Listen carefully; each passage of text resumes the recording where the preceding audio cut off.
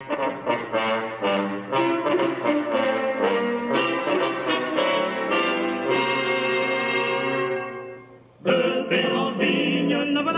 jolie vigne, vigne, vigne, vigne, on le vin. Voilà la jolie vigne au vin. Voilà la jolie vigne.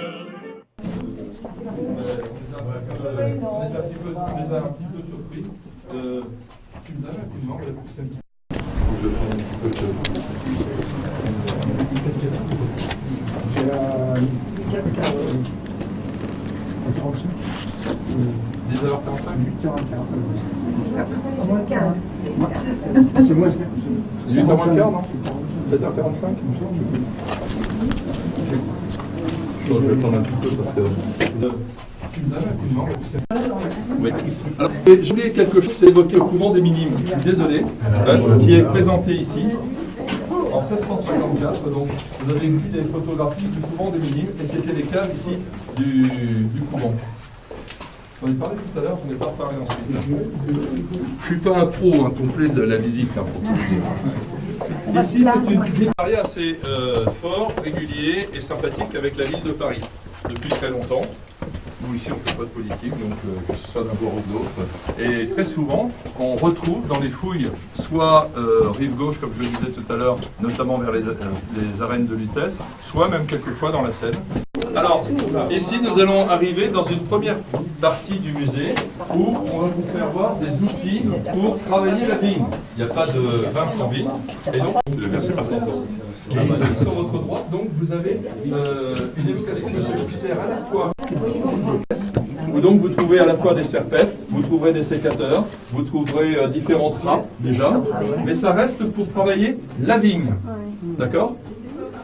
Tout le monde entend ? On a déjà perdu deux. Lorsque Noé a sauvé avec son arche le monde, il a pensé également. Là, je suis d'accord. Et là, l'autre 10, il est là. Différentes régions, alors vous avez le Sancerrois qui est représenté, notamment. Et dans la vinification, il fait toujours une espèce de peau assez épaisse au-dessus de la quelques formes de couloirs bien différents.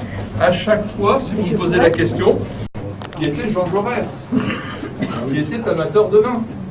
Et Jean Jaurès a fondé différents outils pour servir les bouteilles à boire. Donc ce sont des paniers, des sabots, etc., dans lesquels on mettait les bouteilles. Vous connaissez, il y avait aussi ce fameux serveur à vis. Et puis en Alsace, les taverniers se lamentaient de voir les différents styles. Oui, mais souvent c'est soutenu par des conflits confidentiels. La plus grosse production des vins, premier musée de Paris. Bien sûr, il y en a des très grands. Ne me faites pas dire ce que je ne veux pas dire. Et les travaux, la pasteurisation, la fermentation. Donc ici on a évoqué Pasteur, et Pasteur qui est représenté à travers ce petit bonhomme de cire. Vous avez pu voir dans le musée des personnages de cire. Nous avons un partenariat. Par visiter Tono, ravi de revoir l'aurore. Oui, mais souvent c'est soutenu par des au roi et à sa cour. Il y avait un ordre chevaleresque qui était le bouteiller du roi. Le bouteiller du roi était donc un ordre chevaleresque qui était transmis de père en fils. Mais v'là-t-il pas. En 1692, notre bon vieux bouteiller, qui avait bien rempli son office, est mort. Avant d'avoir. Et il n'avait que des filles. Donc on s'est retrouvé à la table du roi de France sans chevalier pour servir à boire. Donc on a remis en ordre Ça fait des ordres, ça. un ordre chevaleresque, c'est l'ordre des échansons. Et ensuite, lorsqu'on a recréé cet ordre, de toutes les chansons, celle de Saint-Vincent, la gloire et les grandeurs, avec amour. Le vin jaune est un vin qui a une fermentation en fût durant 5 années minimum. C'est une vinification naturelle qui se fait sans houillage, sans soutirage, mais qui, avec le temps, sur cette activité, c'est d'apprendre des choses.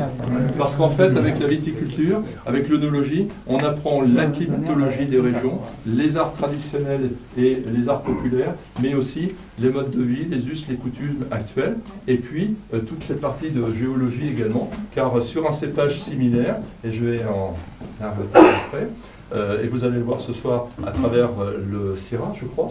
Le Syrah, travaillé de différentes façons, certes, mais produits dans différentes régions avec des sols et des sous-sols de typologie totalement différents vont vous permettre d'apprécier des vins de totalement différents. Sponsoriser une compétition pour les chansons de le terroir sur le retard, mais pas trop là. Le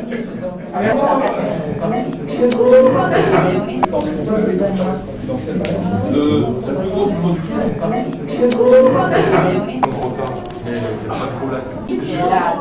Il est certain que, en président du Conseil des chansons de France, je règne sur ce domaine qui a tout de même 70 hectares à côté de la cathédrale Sainte-Cécile d'Albi, à 6 km.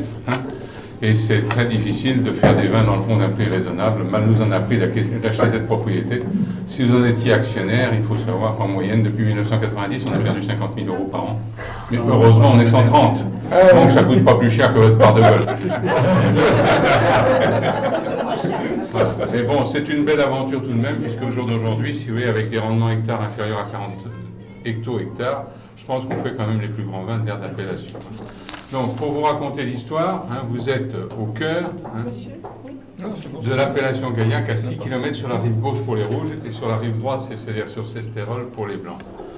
Pour les rouges, qui vous considèrent le Gaillac normal, si vous voulez, on avait le propriétaire précédent, avant 1990, qui était un rapatrié d'Algérie, qui était M. Clarès. Et qui donc, arrivant d'Algérie, a dit « je vais faire du Bordeaux ». Donc il a planté un petit peu de Cabernet et un peu de Merlot. C'est des cépages complémentaires qu'on a dans le vin de 2009, 2008, etc. La cuvée traditionnelle, mais qui ne sont pas des cépages réglementaires pour l'appellation contrôlée. Cependant, au rythme de 2%, 3%, on peut personnaliser nos vins. Commence parce que je voulais vous parler un petit peu de la Syrah. Vous connaissez ce cépage qui est féminin, la Syrah. Alors la Syrah, jamais un cépage n'a eu autant de légendes. On a raconté beaucoup de choses sur la Syrah. On a dit qu'elle était rhodalienne, ce qui est vrai, mais on a dit surtout qu'elle arrivait de Perse, de la ville de Shiraz, qu'elle aurait été amenée par les croisés entre le XIe siècle et le XIIIe siècle. Et puis on a dit que c'était surtout le chevalier de Stegenberg, en 1224, qui avait amené ces blancs. Alors qu'il était là pour fendre les Albigeois, il est venu se mettre en refuge atteint l'Ermitage, et il a fait son Ermitage, d'où le nom du vin Hermitage, qui est aussi à base de Syrah. Et donc Hermitage, quelquefois vous pouvez le trouver avec un E sur l'étiquette, comme Hermitage, ou avec un H, Hermitage.